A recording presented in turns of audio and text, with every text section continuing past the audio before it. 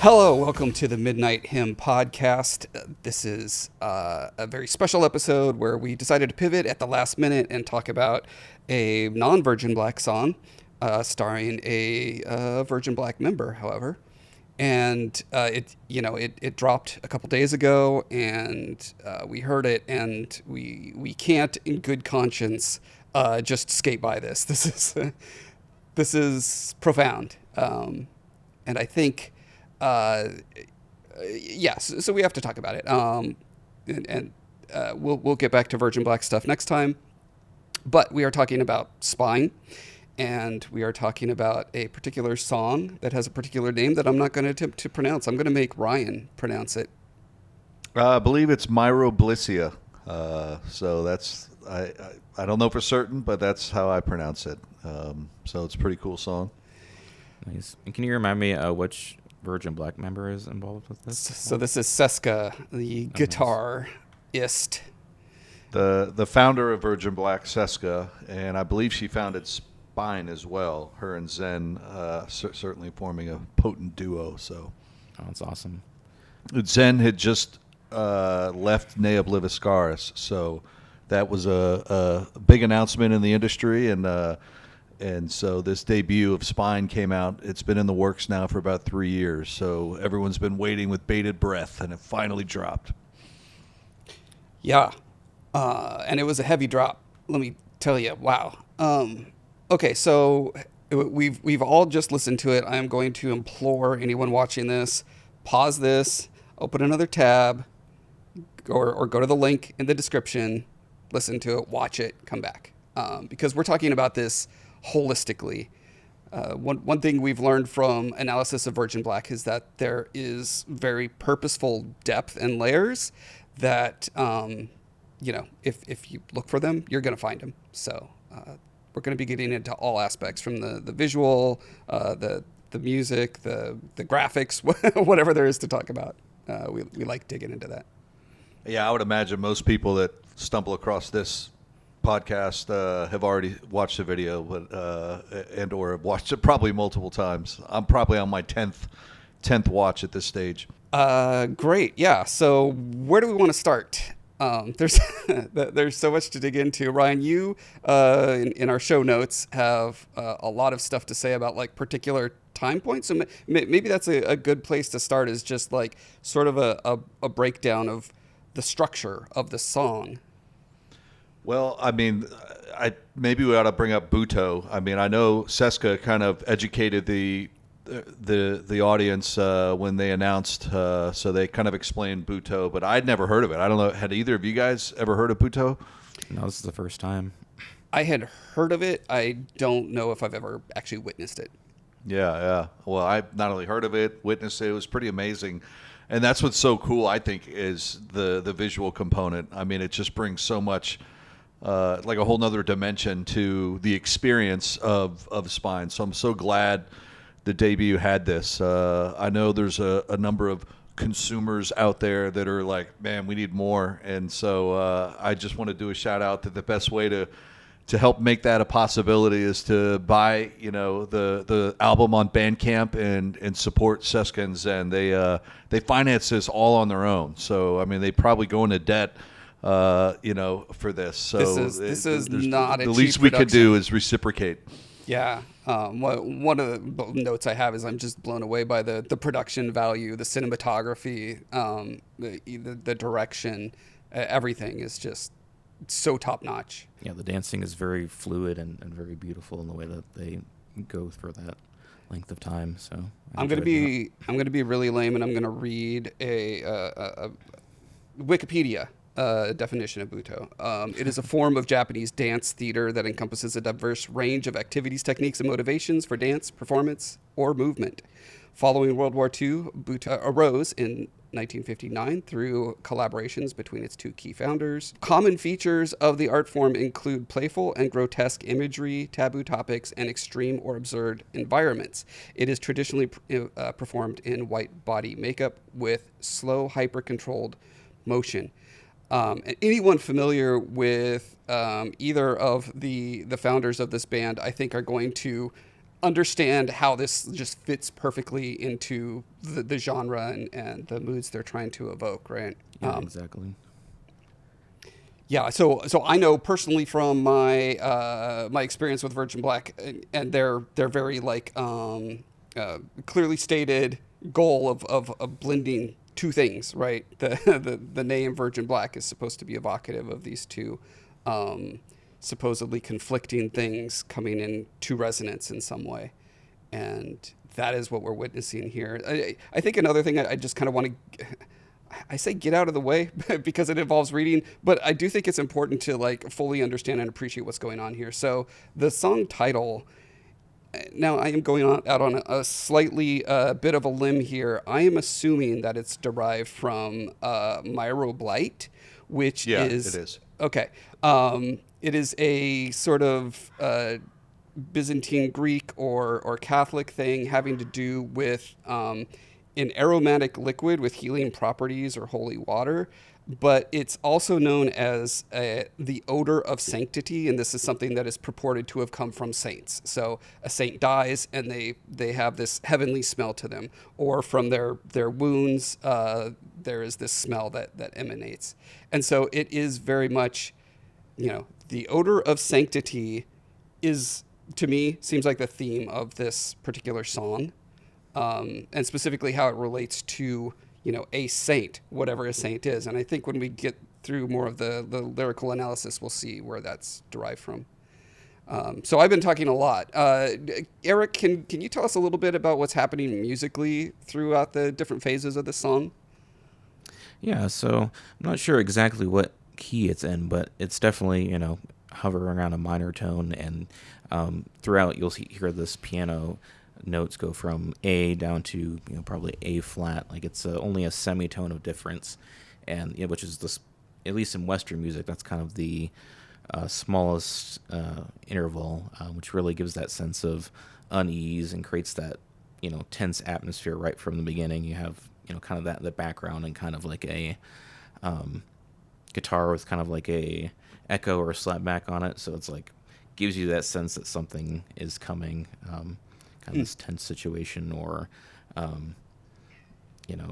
talking about the shadow, like kind of like dealing with an inner darkness, which I think kind of reflects some of that lyrical tone. But they obviously have their songwriting down, because it doesn't just stay in that minor tone. They kind of gradually bring it on through, right down to later in the song around 13. Like I think there's either a key change, or it's just layering the chords differently and gives it more of a uplifting feeling, not just the focusing on those two minor notes, but layering them in between. So that it makes a lot of sense that Seska would be involved, because a lot of the guitar tone with that kind of like 80s-esque reverb really reminds me of Elegant and Dying, that album a little bit, even though this song is different than that album. Kind of like those lead guitar tones, once they finally come in around the 2-minute mark. So I was going to say, like, the song reminds me of a slow burn horror film, where but the difference is, so in slow burn horror you have a lot of obviously slow build up towards something. You're slowly ratcheting up the tension, slowly ratcheting up the mystery, and then at the end typically there's some kind of moment of crisis or whatever where things just go off the rails. And in this case, that's kind of inverted in a really interesting way, where, with a horror film, things go to maximum horror, and this like zigs when you think it's going to zag, in a super interesting way. So, Ryan, let's hear some of your thoughts. No, I mean, I had that same experience. Like when I get to the final verse of the song, when the two spines, Seska and Zen, are standing erect and they're not playing, and they're sort of diagonally facing each other. It's like this preparation of something that's about to come. And I don't know, strangely, for as dark as this song is, and it is disturbing when you first experience it, but when you get to that final verse and the Atsushi, the Butoh dude, like stands and like starts like dancing. And Eric, you kind of mentioned it as well. Like I experienced like almost hopefulness. Like I had a brief window where it was just like epic in a like positive way. I can't really explain it, but it was like majestic, and I thoroughly was sort of rewarded for persevering through the kind of the darkness and the writhing that was taking place. And I'll pause there, but one just context for me to interpret my thoughts is I see the Butoh person, while he's flesh and blood and a real human being, symbolically I think it's depicting an internal state or an internal struggle. So the phrase I use, it's an external representation of an internal state. So when I experience the song and watch the video, I'm sort of mapping the contortions, the writhing with maybe my own interior life and ways I contend with distress, suffering, adversity, and sort of try to make sense of reality. So I'll pause there. A little long-winded. No, that's good. I think, I'll jump on from the visual angle a little bit. Form itself of Butoh has some kind of formalist structure. It's interesting reading the Wikipedia that the founder of it actually hates that it was being formalized. He wanted it to always be like changing and evolving and growing, and it has as it's taken worldwide adoption. And different cultures are seeing it through their lenses and stuff. But the way this particular dancer emotes and his facial contortions and the context of the music, and I think specifically your reading is like the internal state of a being, of a person, really. What is the word? It puts it in a context where there is a raw image quality to what you're seeing. You're seeing a contorted face, almost looking dumb, like literally stupid or dumbfounded or, derelict. Ridiculous. Derelict was the word that I had. Sure, drunk. Like there are all sorts of things you can import onto the way this face looks. But within this context, within this idea of like, this is a human which is so full of, rot, ridiculousness, stupidity. And I think those things flashing across his face, to me, made it more profound as like showing, it's not just about a front or a sense of holiness or a sense of evil. It is these constant fluctuations that are at play across his face and his body the whole time. And I just think that's incredibly done. And I'm so curious, just from a production perspective, like, was he dancing to the music? Did he know the lyrics? Or was it in post, in editing, they were matching the moves and stuff? I'm super curious about that because the way it flows is really tremendous. Yeah. I'm so intrigued by that same question. Like how, because he filmed in a cave in Italy. And Seska and Zen, the video was in Victoria, Australia. And so I don't know how it was coordinated, but man, he pulled it off. He embodied the music and the lyrics in a way that was like just potent. So I thought it was cool. I don't know, Eric, any commentary? Yeah, I mean, it really kind of conveys like, dealing with some kind of inner darkness or, you were talking about the look on his face, like it kind of gives like a sense of dealing with a sickness of some kind. But, as I read the lyrics, I get the sense of, like my internal collapse, like he's dealing with kind of the fallout of some trauma that maybe happened earlier in life. And maybe that's what's trying to be conveyed, or at least that was kind of what was impressed upon me, and then talks about like a legion that hides within, so going back to that Jungian idea of the shadow and dealing with something, so it's 15 minutes of, displayed in that dance of like going through all those convulsions that dealing with your own inner shadow might cause you. Yeah. At least until the end. Right. It's more redemptive. Where it twists upwards instead of downwards. I want to propose a structure for this song that I have perceived, or my interpretation of it, which is this is the classic thesis, antithesis, synthesis, dialectic journey going on here. So the thesis is, as it starts, I just summarized it as a legion hides within, right? And then the antithesis is divinity hides within. And then the synthesis is there is only all / I. So it's like it's taking these two counterpoints and saying it's all actually the same thing in some broad universal sense. There's no escaping one to the other. There's no purity or, whether it's pure good or pure evil. So I think that's an interesting structure, and the music coming up at the end and this being the synthesis is incredibly powerful, both like rhetorically, emotionally. It's just very, very interesting and profound to me. So I'm curious if anyone else kind of sensed that sort of journey. Yeah, I mean, I think it kind of matches, with the line of the rise and fall of faith, like you're dealing with some shadow aspect of yourself, but also you're dealing with maybe a change of belief, whether that's religious or just, you're talking about philosophical concepts, like a change in the way that you're looking at life.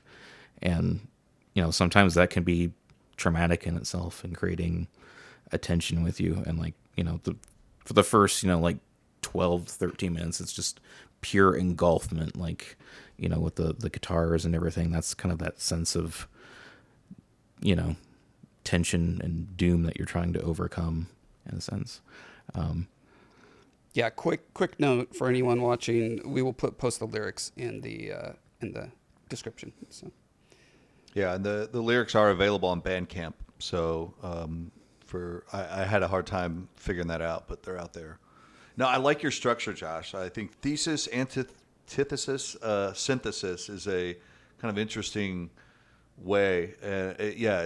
It's like an integration journey that sort of we experience. That's why I love the end when he stands and dances. To me, like one of the lenses I watch and experience this through is that of agency. And early on, when Atsushi, the Butoh performer, is sort of on the ground, crawling, sort of experiencing life, it's almost like something is happening to him, and he's responding. And there's not much in the way of agency.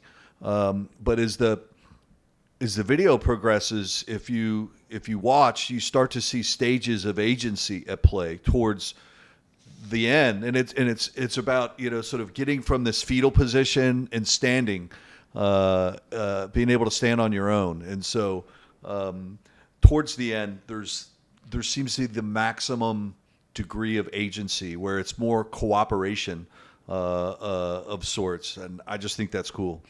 I want to yes and that, because it is interesting. At the end, he's up and dancing, but at the very end, he's back down in a crucifix form, right, and closing his eyes.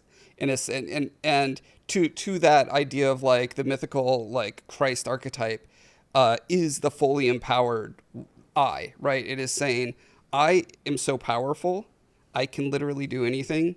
I choose to lay myself down. And that's, again, getting back to that synthesis idea of like, pure life, pure death, embodied in one figure. Yeah, I see the laying down. Sorry, Eric, I'll hand it over to you, but just a comment. To me, it's like a process. I call it like a mortal and pestle process, where you're just grounded into nothingness, dust, and you somehow assemble yourself. Virgin Black uses the phrase scattering and gathering. But you're right. At the end, he lays back down, and it's like part of me is like, oh, here we go. The process is going to start all over again. And so it's not like you arrive at some state of consciousness and you're now in a static state of somehow being. It's you achieve some level of sort of awareness, and your consciousness expands through suffering, and only for the process to start all over again and last some interval of time. Go ahead, Eric. I cut you off. No, I was listening to what you were saying, but I think I like that imagery of the Christ, and like you said, kind of going into it again. Like, it's kind of like going through a cycle of death and rebirth, as we've kind of talked about before. But it's kind of mimicked in the tones around towards the end of that song, where the strings come in. You have kind of like a fast picking guitar behind again. It's kind of layered deeper in the mix and all that. But with kind of this, like I said, the layered chords and everything, it's kind of giving you that sense of uplift, but also like it's, like you said, you're going back into the next cycle of that. So that's where the music kind of uplifts the lyrics in that sense. What'd you guys make of Zen and his sort of his shadowy entrance, and then the way he uses his hands? It's almost like part of me thinks of like puppet master and marionette, where there's a couple of scenes where Atsushi, the Butoh dude, is in this sort of marionette pose. I don't know that there's any inherent meaning there, but I couldn't get that out of my head. Zen was just a badass on this whole song. I mean, his vocals were something I have not heard, from him. A lot of people just lump, metal vocals and just sort of treat it all the same. But to me, this was like a distinctly different sort of depth and authority from him that I haven't seen in Ne Obliva Scars. I haven't studied all of his stuff from his other two bands, but I thought it was like really like just powerful. What was the vocals like for you guys?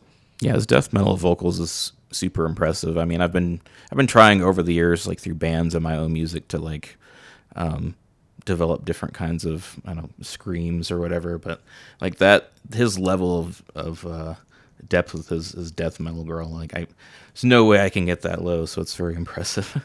But I enjoyed listening to it, and like you said, kind of like that marionette pose gives it even more of a sense of intimidation. Like, it's heavy right from the beginning. Right when the guitars come in, and his presence and his vocals is just super powerful. It's so interesting because if I was trying to describe this song in one word, it would be crushing. But then that's wrong, because at the end, it does something completely different.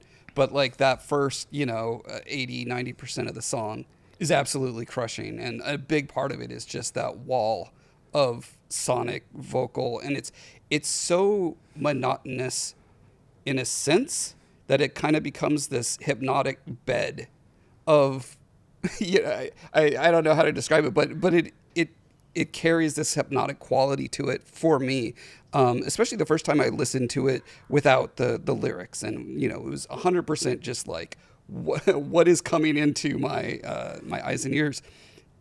And okay, so I'll start off. I'm not, I would say doom is not my go-to genre, right? Like I'm more in the metalcore, a lot more like, or tech death, where there's just a lot more variety in vocal approaches. And this one being so monotone normally is kind of a turnoff to me. But I'm not a musician, so I can't say why, but something about this song, paradoxically, it just absolutely works. It's the same thing. I think I talked about this in a previous episode about Seska's guitar work, and like, I hate electric guitar solos, but I love Seska electric guitar solos. So it's there's something going on that is unique with these people. So yeah, well, I mean, I think that hypnotic tone is especially is amplified by the constant going back either from piano or guitar from the A to A flat. It's that small amount of space, so you kind of hear that over and over again, and then so the song crushes you in the beginning and keeps you in that sense of unease until you're right up until about the 13-minute mark. So yeah, crushes you down then to bring you back up again. Yeah, and that's good songwriting to me. So Ryan, I wanted to touch on something you mentioned about hands. Hands are a recurring motif in this. In some pretty gruesome ways. But one of the things I was noticing when I was looking up Myroblysiia, whatever, is that it is associated with stigmata. That being the idea of, saints are somehow developing the wounds of Christ. And, from those wounds comes this heavenly smell or whatever. And one of the lines on here about, severed hands, hands severed and hung aligned. It's so evocative. And then when it comes back with that line about the hammer held by the gnarled fingers, and then the next refrain having the literal hammer sounds, it's so discordant in this kind of this point of flux in the song is I don't know, it's incredible on many levels that I haven't spent enough time to be able to articulate very well. This is very much a hot takes episode, so you guys will have to deal with it. The gnarled fingers, that reminds me of Elden Ring. I actually thought of Elden Ring too. Yeah, they've got Ring. lots of monsters with lots of hands. I could play Elden Ring to listen to the song. It's for sure. Maybe we can go into Callid and it's more creepy toned and scary. Similar looking. motifs. Actually, okay. So I wrote this note down, and this is just kind of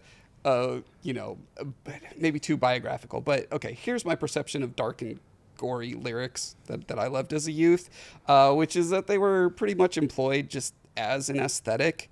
They were there because they were transgressive, and that's all they needed to be, right? And most of the heavy metal I grew up with kind of did that.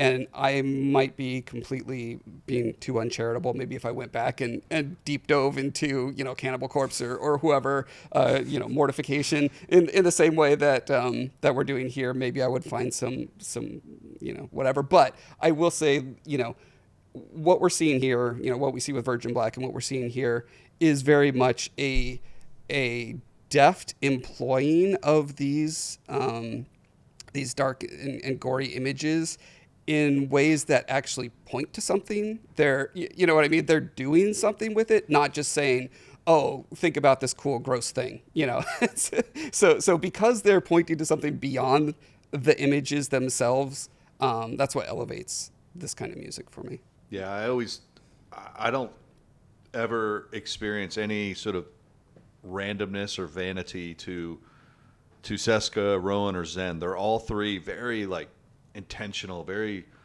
earnest. There's always some wisdom that's captured, some aspect of sort of consciousness or the human journey that, in my view, I consider them 20 years beyond where I'm at. We may be the same age, and I don't know that, but even if we were, I call myself just like a young Padawan. I'm playing catch up, man.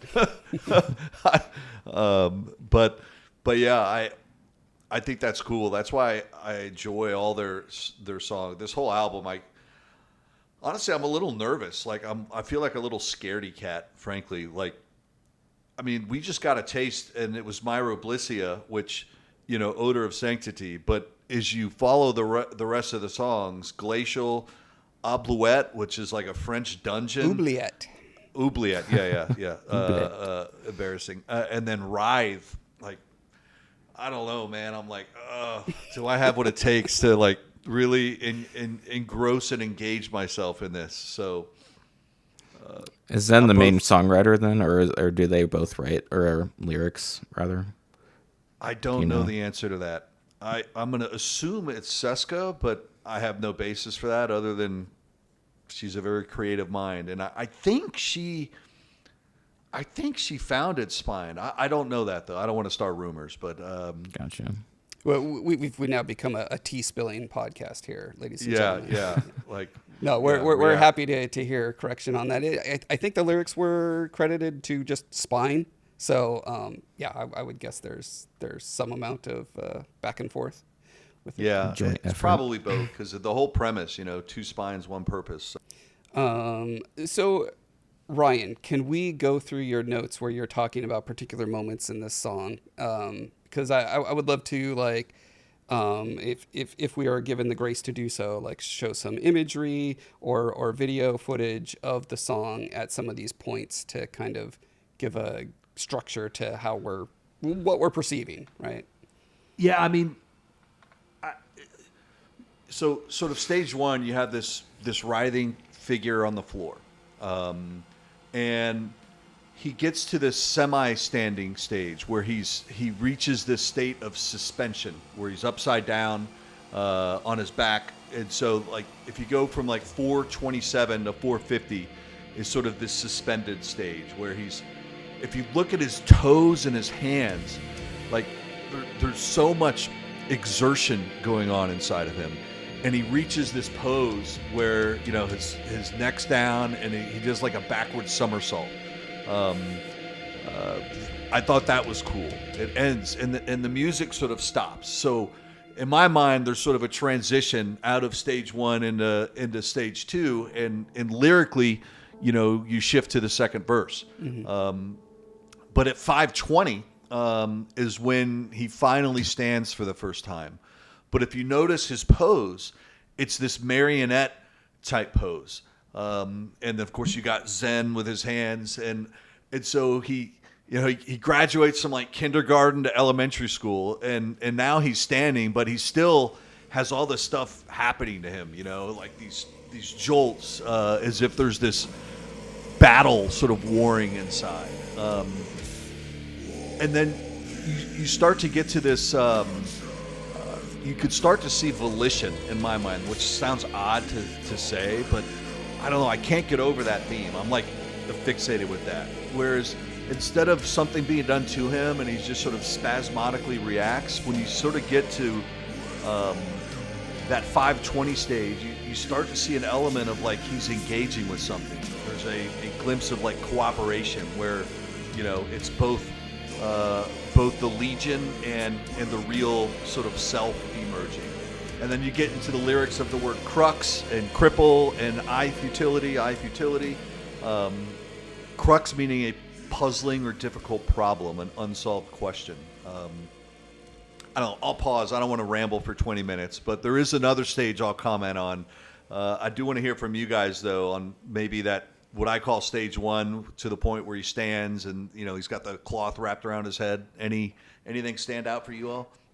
Yeah, maybe like you're talking about, like he's interfacing with something else. Maybe that has to do with the line where we're talking about watchers in the wake, or like, I don't know if that's some shadow reference to something shadowy outside oneself, you know, because a lot of it's about what's internal, but maybe that's like projecting it outward, like, and that's what he's kind of dealing with in that first phase. That's my thought there.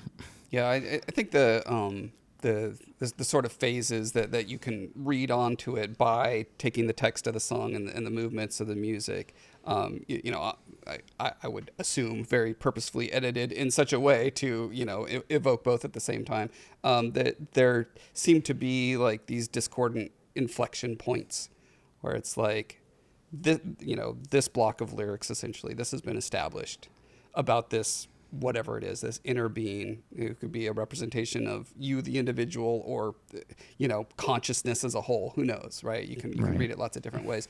But I do think it's interesting that throughout the entire thing, I think this is just a part of the genre of Butoh, at least all that I've seen with my little bit of research, is this, what you're referring to, these sort of involuntary movements, like you're being struck or, you know, hit or you know, a part of your body is failing and you're having to compensate awkwardly for it. And it's interesting to me that these don't happen because if I was editing this, I would clumsily try to make it so that every time he had one of these, you know, jerks or spasms, it would be on a beat of the music, right? But that's not what it is. It's so off. And I think that particular aesthetic is sonically then done in that part I was mentioning earlier, where the hammering starts. And as far as I can tell, again, not being a musician, this sounds like it's completely off beat. It's like throwing you off of the natural beat of the music. The first time I was listening to it, I thought maybe someone was outside, you know, hammering on the road or something. And then I was like, oh wait, okay, I see what's going on here. And then especially after I saw the lyrics that go along with it. The hammering caused me to pause as well, and I was taken aback. But yeah, it definitely represents that, I think. And it's part of that full experience of being human, revisiting a question that's dealing hard with you or is just very difficult to get through. So yeah, maybe he's that, where he's going back and forth, it's representing the trauma kind of the hammering physically process. striking him. Yeah, the hammering. Great was that album, a living by the way. was that a living sacrifice It album? was. Yeah. Yeah. Yeah, the It was a hammering great process. band. Used to listen to them There a lot was back in the day. There was a comment from Seska on Facebook around somebody mentioned the hammering, the instrument. I forget what the formal name of it was, but she definitely indicated that was intentional to be understood relative to the lyrics of which they occur. So, Yeah. So you said we were going to talk about these first few states. Take us through some more states here, Ryan. so the one that really stands out to me is like 8:40 around that period to around 9:20, about 40 seconds to a minute. And the notes I took is it's an absolute warring, like wars in battle, a warring going on of opposites swirling inside and channeled from the Butoh. The lyrics suggest as much as well. There's this kind of disorientation. In fact, the camera is upside down and sort of, swirling. Another one of those inflection points. Yeah. Yes, it enhances the effect. And to me, this is where we see sort of Legion and Divinity sort of melding. It's not like binary opposites and either or. It's just sort of this fusion of the two, and it kind of goes with nigredo and alchemy. But I think, and then you hear the word dyadic, which literally means relating to two or consisting of two parts. So to me, the main theme is, captured by the verse, "It is Legion that hides within, therein, herein, within." And then the complement of that is, "For it is Divinity who hides within." Interesting use of the word "who." "For it is Divinity who hides within, herein, within." So the whole song is essentially the fusion of those two, the integration of those two, the making sense of those two. That's how I experience it. I should also take a quick note that nigredo in alchemy means the blackness or decomposition. In psychology, it's the dark night of the soul, where one confronts their shadow. So maybe that's kind of the relation of the whole, up until that part where it feels more uplifting and it's more crushing, like it's relating it to Legion. Like that's kind of the forefront part of that. I guess I should make that he's another dealing note with. in case people don't know. Legion, probably a reference to the biblical story about Jesus casting out a demon, and when asked its name, the demon says, "I am Legion," or does it say, Right. "We are Legion"? Something along those lines, right? So. Yeah. And then the final stage, Josh, and that 8:40 to 9:20 is where you see that derelict look, where his mouth is sideways, almost, like a goat with its tongue sticking out. Yeah. And the parched lips and the beady eyes. Finally, we hit 11:41, and that's where we see the two spines, and you get to this climactic ending. And he goes back down on his knees, and he's in this sort of mermaid-like crawl, and his eyes are open, and he's looking at there's a scene where the door is zoomed in on the camera. You don't see the Butoh, you just see the door and you see the light coming in.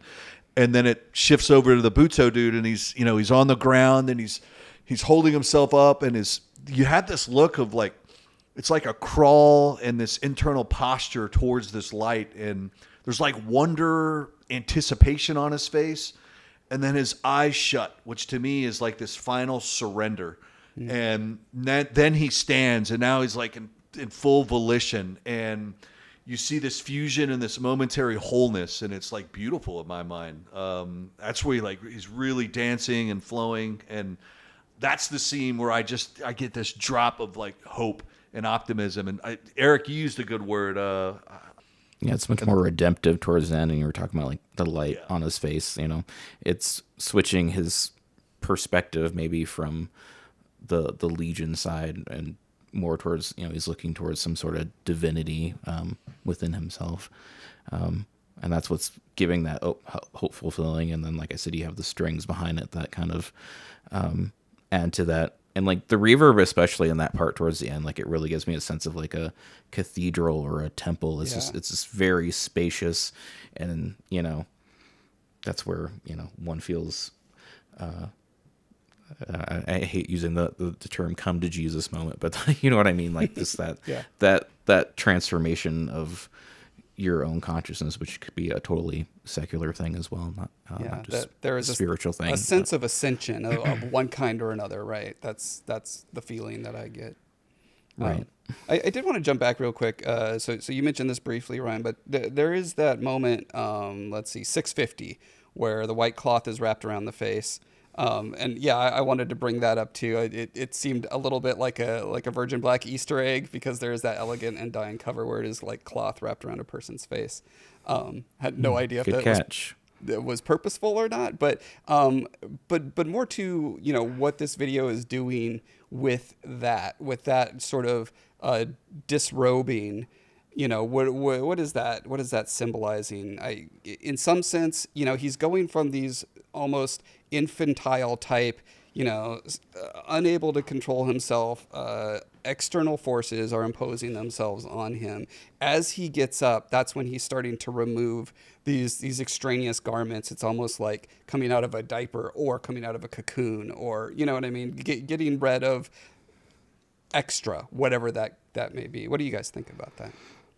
It really makes me think of kind of the one line where he's like carved on the forehead with fire. Like it gave me the sense of like something that was impressed upon him, maybe something negatively from another person, but he's trying to, take that away from him. Oh, that's interesting. So I have to go see when it takes place in the song, but that right, I can't remember what line. It is the nigredo carved in fire. And if it takes place when the cloth is around, that is a self-imposed dark night of the soul, right? Like it is literally dark because I've done this to myself, which is something we've probably all experienced from time to time. Yeah, it's interesting because it's a white cloth. He wraps it around his face, and he strangles himself momentarily, almost like he's trying to hang himself. But then there's just so much going on there, and then he eventually unwraps it.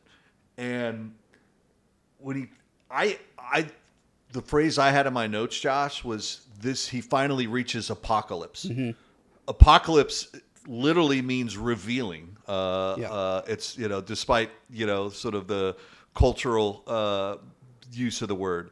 So he has this revealing, and his mouth is agape. The word agape means sort of open wide. So his mouth is just wide open, and there's this like childlike fear and awe in his eyes. And I've always heard I think that's a powerful scene. But yeah, so agape specifically is godly love, right? Agape. Yeah. Agape. I think they're spelled the same. So I had the spelling of the word in my head, hence the bastardized pronunciation. It's all good. Feel free to edit that out, Josh, lest I be humiliated. No, hey. You know what the best thing about people mispronouncing words is? It means they're voracious readers. They've read a lot more than they've heard, which means you're smart. I actually think that's interesting and want to keep that, because to me, the agape connection, which is just a complete random stance of whatever. Like it is there is this idea, right, of agape love is the love of all, whether what you are loving is deserving or not. And in a sense, that is what this song is about, whether it is I, whether it is the Legion, whether it is humanity as a whole, whatever it may be. Like that is, to me, the fulfillment of agape love. And I think that end part where it lifts is kind of about that too. So yeah, it's kind of reminds me of like, again, going back to the rise and fall of faith, like still maintaining at the end of that journey or phase, like a sense of, love that you can hold on to, or, like Ryan was talking about the child look on his face back at the end. Like it's going back to that sense of, I don't know, not purity, but like that sense of innocence where it's like, oh yeah, even though I've gone through all this, I'm still a person that's loved, kind of thing. And so to that sense, then going back to one of the points I made earlier, where he lies prone crucifix at the end, the summation of that love being, I have received the love, I am now ready to give the love, which is kind of the next stage. And to Ryan's point, once you've made it to that threshold, yeah, the cycle begins again. You're going to go through all the ways that you do that wrong and think that you're being loving, and it turns out you're not actually. It's the Ouroboros, the snake eating its tail. It's going through the cycle again. So. Yeah, I was thinking of that earlier, Josh or Eric, when I was doing notes. I was like, what is that word for the snake eating his tail? I don't think I ever pronounce it right, but... Well, you're doing better than me. Trust me. I'm about 0 for 6 on pronunciations this episode. But it definitely comes up in alchemy and a lot of esoteric readings, which I'm privy to. So, No, you already won the pronunciation contest earlier, Ryan, because you pronounced the song title that I dare not even attempt. Oh, what about the album? Let's do an album pronunciation contest. Triptych, right? No. No, that would be 3. This is 5. It's Terra Triptych. Oh, that's right. Yeah, I was thinking of Demon Hunter. And their that is a great album by Demon Hunter. Tetratip. Oh boy. Yeah, you're right. You got me there, Josh. Yeah, it's a tough. Definitely means 4. Oh, no, I thought it was 5. There's 5 songs, aren't there? Am I wrong about that? No, 4 songs. 4 songs. Okay. No, if you look up the word for the album title, it's like a 4-piece of art, like 4 sections. Okay. So it has 4 songs, and if you study the album cover art, it's a very interesting. Like, I encourage people to look at it for like 2 to 3 minutes. There's scribble on the wall, like in this charcoal. There's this pronounced sort of bone in the shoulder that's like a triangle. The spine. It's dark, man. It's interesting. And then there's this sort of crucifix / effigy, but then the shadow of it. There's like this figure, one might say, hanging from a cross. It's just interesting. You just got to look at it. I thought it was cool. Will do. Yeah, we're all learning stuff today. Great. Yeah. Yeah, I guess I think it should be pretty obvious that we're all loving this and very much looking forward to the rest of it, except for Ryan, who's terrified of it. I'm a scaredy cat, man. I'm going to be like biting my fingernails. Yeah. Yeah.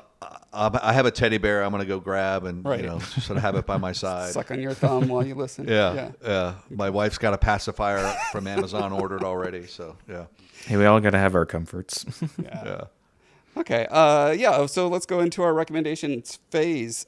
So one of the things this song reminded me of, not in any like technical sense, but in a mood sense, is my favorite recent album that came out from Zao a couple years ago called The Crimson Corridor. Especially the first track kind of has the same crushing doom feeling to it, and the whole album is incredibly crushing. Now the difference is I don't think that album goes up at the end. It's more of, like I was talking about, a slow burn horror movie format. Very crushing the whole way through. But the Crimson Corridor by Zao, if you're into this kind of mood. That is a really great Zao album. I mean, it's definitely one of my top 3 probably of theirs. That's a good recommendation. And I would say I've been listening a lot to, I know I've mentioned Opeth before, but I've been listening to their Damnation album, which I think is my favorite, from 2003. Dude.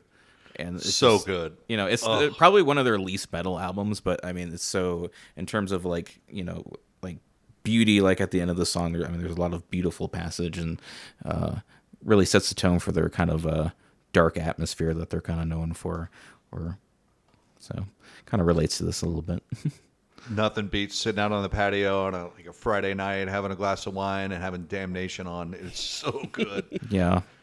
I've been listening to it on vinyl. It's a good, nice. Good album. My recommendation would actually be a movie. I'm sure, I know you've seen it, Josh, but yeah, for some reason, Martin Scorsese and the movie Silence came to mind when you think of the Kushitans that are, the Christians and Japanese that are getting basically killed. When I watched the Butoh, for some reason I started thinking of the movie Silence when I was experiencing the video. So Silence is a really powerful movie that's kind of tough to watch, and it also has this sort of climactic ending, and great acting. So I can't recommend that movie enough. Nice. I'll have to check that one out. Yeah, it is very good. That reminds me. One of the recommendations I made on maybe the last episode or the one before was for the movie called The Fall.